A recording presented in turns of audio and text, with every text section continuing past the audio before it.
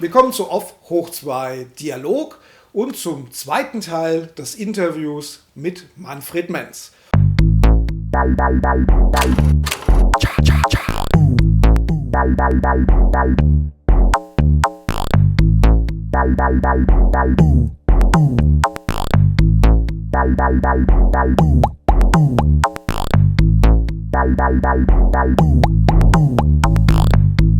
Marketingfilm war ja in Deutschland sehr erfolgreich.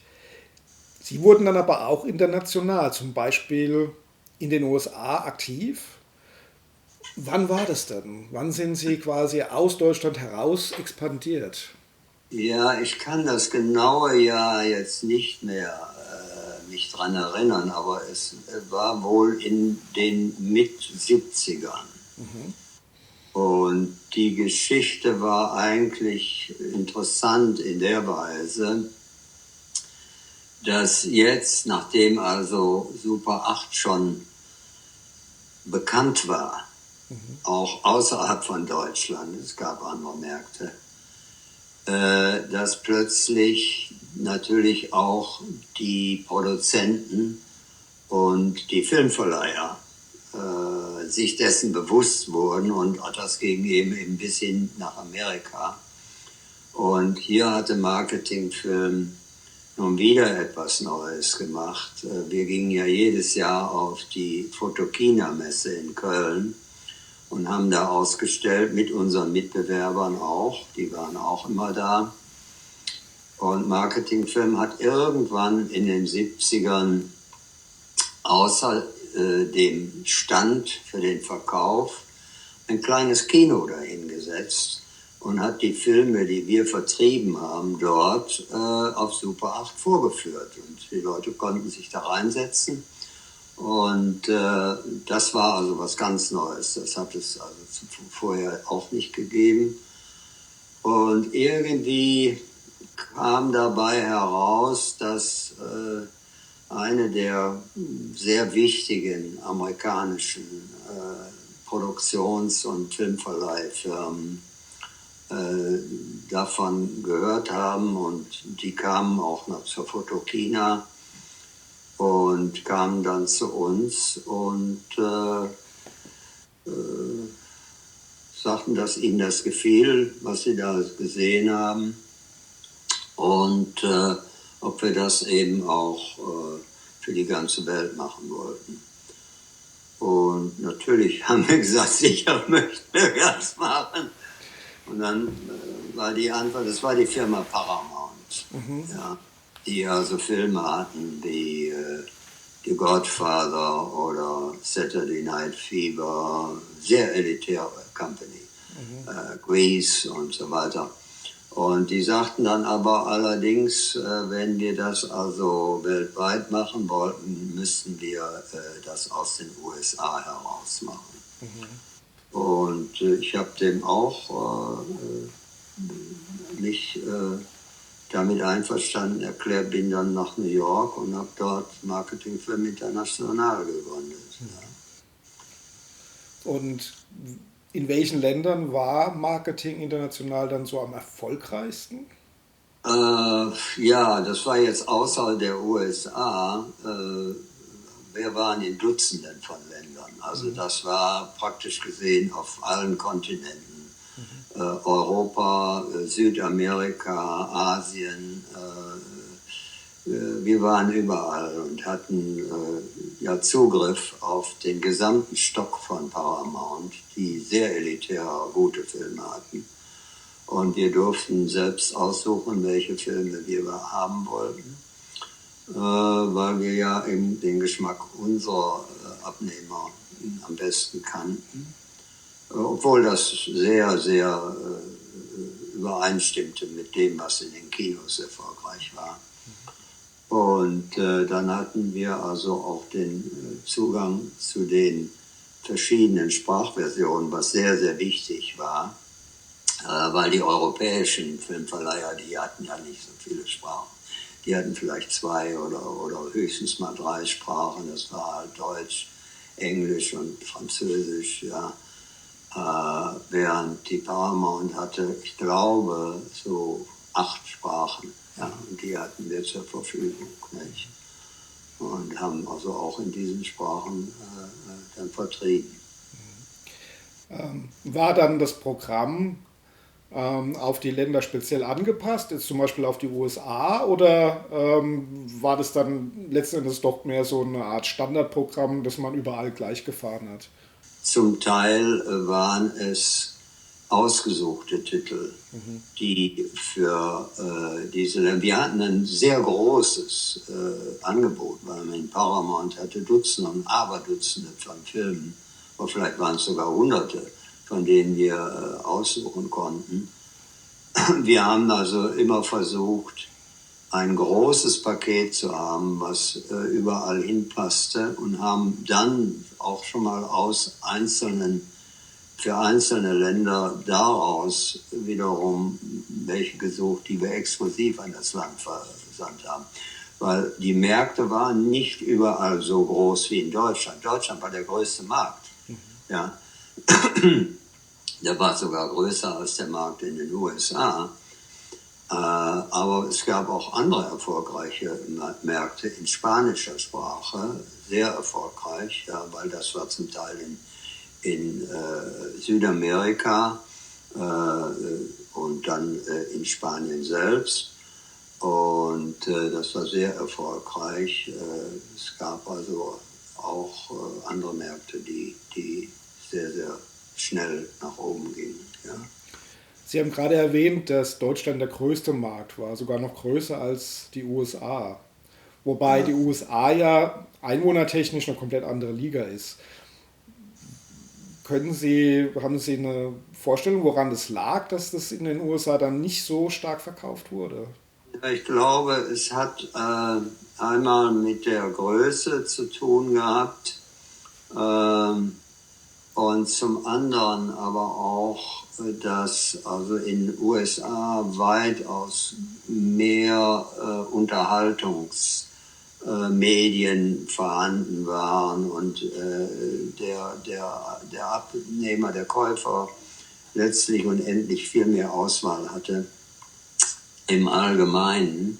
Wir waren ja auch abhängig davon, wie viele Projektoren in dem Land vorhanden waren. Und in Deutschland war es halt so, dass bevor Spielfilme auf Super 8 schon Projektoren vorhanden waren. Nämlich für Heimkinofilme, die also von Kindern, von Weihnachtsfest und was immer war. Und das hat es eigentlich in den anderen Ländern nicht so in dem Umfang gegeben. Daher war der Markt in Deutschland schon viel schneller entwickelt und viel größer entwickelt. Finde ich jetzt interessant, dass Sie das sagen, weil eigentlich hätte ich jetzt gedacht, dass USA und England schon ein Markt da war, weil die hatten ja Castle-Film zum Beispiel, der hat ja schon viel früher angefangen auf Normal 8, als es bei uns das noch gar nicht so gab. Es gab vor allem in England, gab es Vertriebe.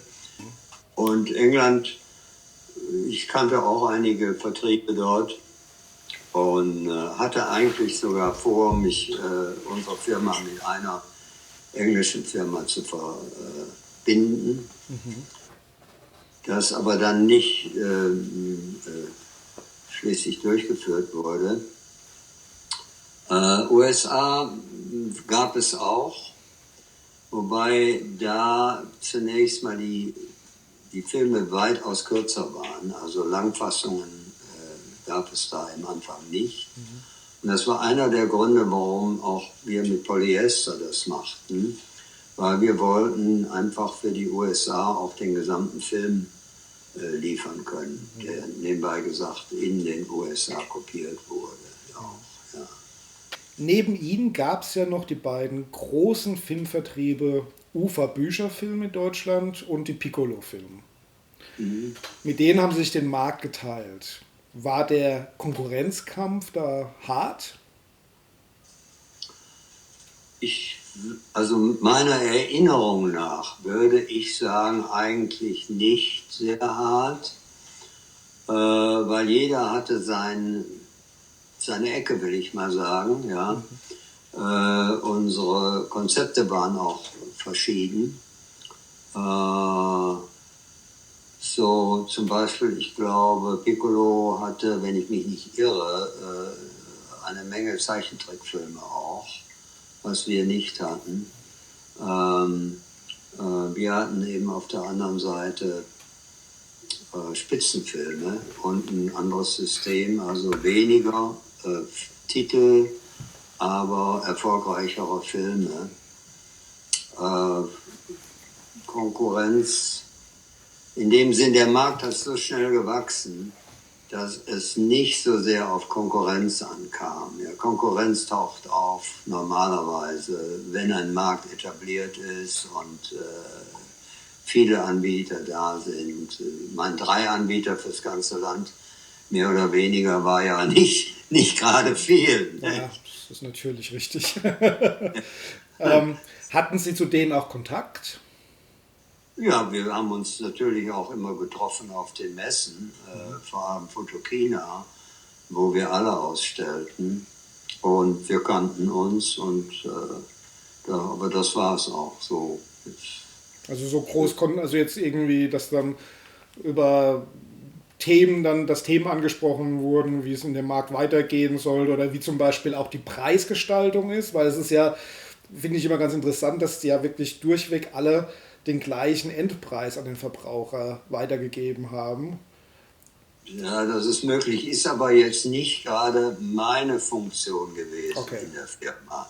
Ich war ja mit dem Einkauf und der Ausführung oder Herstellung beschäftigt und dann auch noch mit der Verwaltung, während mein Partner war ausschließlich für den Verkauf da und natürlich in dem Sinne war dann also der Kontakt zu anderen Anbietern vielleicht ein bisschen wichtiger.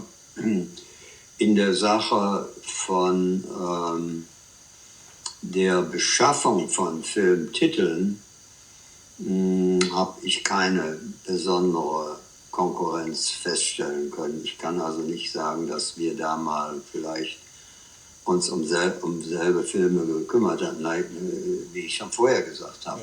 Wir hatten teilweise ja Exklusivität mit Produzenten oder einem Verleiher. Paramount war auch exklusiv für Marketingfilm international. Und so war das auch zum Teil für die anderen Anbieter. Ja. Nicht? Da gab es also einer von denen, hatte zum Beispiel Disney später, glaube ich. Es kann sein, dass es Piccolo war, ich weiß es nicht mehr. Ja, ja, genau. Der Endverbraucher zahlte ja 1900, in den 70er Jahren 149 D-Mark für eine 17 Minuten Super 8 Kopie. Und das war ja in den 70er Jahren eine erhebliche Summe Geld. Ja. Und selbst heute bin ich persönlich immer noch verwundert, wie viele gebrauchte Kopien, die jetzt ja 40 oder 50 Jahre alt sind, nach all der Zeit immer noch zirkulieren im Gebrauchtmarkt. Und da frage ich mich, wer hat denn die Filme gekauft? Wer war da die Zielgruppe? Ja, die Zielgruppe war eigentlich nicht, ich würde mal sagen, aus unserer Sicht nicht definiert im Sinne von Altersgruppe oder Einkommen oder sonst was. Ich würde es eher als Collectors, Sammler bezeichnen, dass das die Anfangsgruppe war. Aber der Markt ist ja auch so schnell gewachsen, so wahnsinnig schnell, dass wir haben ja im Grunde nur 10 Jahre gehabt, ja, von, sagen wir mal, so Anfang der 70er bis Ende der 70er und Anfang der 80er, dass es gar nicht mehr so genau feststellbar sein konnte am Ende, was denn nun wirklich, ob es denn nun wirklich eine solche eng eingebundene Zielgruppe gab. Decken Sie das mit Super 8 und dieser Möglichkeit, sich den Film nach Hause mitzunehmen? Haben wir ja schon gesagt, das war ja damals noch was ganz Neues. Dass das zu einem anderen Selbstverständnis im Umgang mit Film geführt hat und vielleicht sogar den Weg bereitet hat für den Videoboom der 80er Jahre? Absolut. Ich bin davon absolut überzeugt. Das war eben eine neue Idee. Ich kann das so vergleichen vielleicht mit einer Schallplatte. Ja, vielleicht war die Schallplatte sowas Ähnliches. Man kannte die Musik nur, wenn man ins Konzert ging. Und irgendwann gab es eine Schallplatte und man konnte die mit nach Hause nehmen. Ja.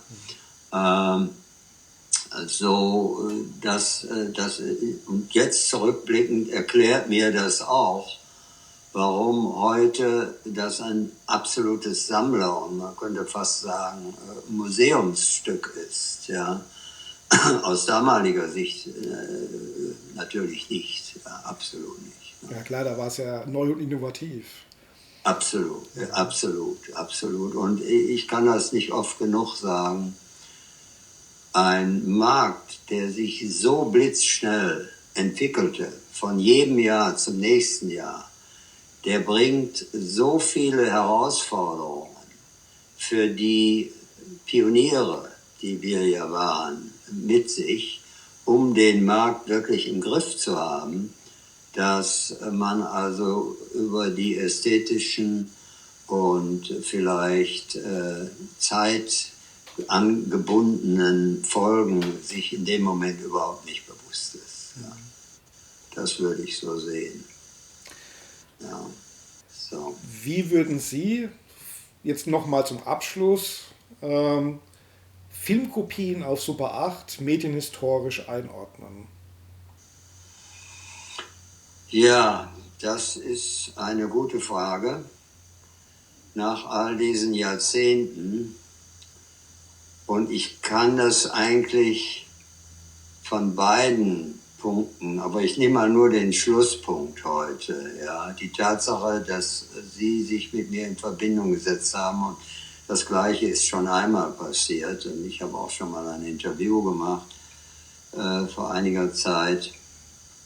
Man wird sich irgendwann bewusst, wenn man auch dann den Umfang des nach wie vor bestehenden Super 8 Welt kennenlernt, das mir nicht so bewusst war, dass wir doch irgendetwas gemacht haben müssen, was sozusagen einmalig ist. Ja, ich weiß nicht, was ich anders dazu sagen soll.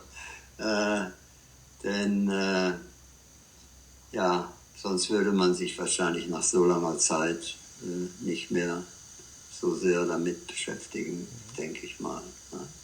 Und haben Sie noch Filmkopien Ihrer Firma auf Super 8? Ja, ich habe Filmkopien, aber die sind irgendwo in Deutschland in einem Storage. Ich meine, ich habe sehr viele davon und ich weiß auch, dass ich von Video jeden Film in Kopie habe. Ja. Ich habe die selbst gesammelt damals. Ja. Piraten würden da von einer Schatzinsel sprechen, ne? Ich stimme Ihnen da voll zu, weil all die Kopien, die ich habe, sind niemals einmal nur angeguckt worden. Die sind brandneu, fabrikneu. Ja. Aber für mich sind es Erinnerungsstücke, vielleicht auch mal für die nächste Generation. Und von der Seite her lasse ich es mal dabei. Ja, klar, super.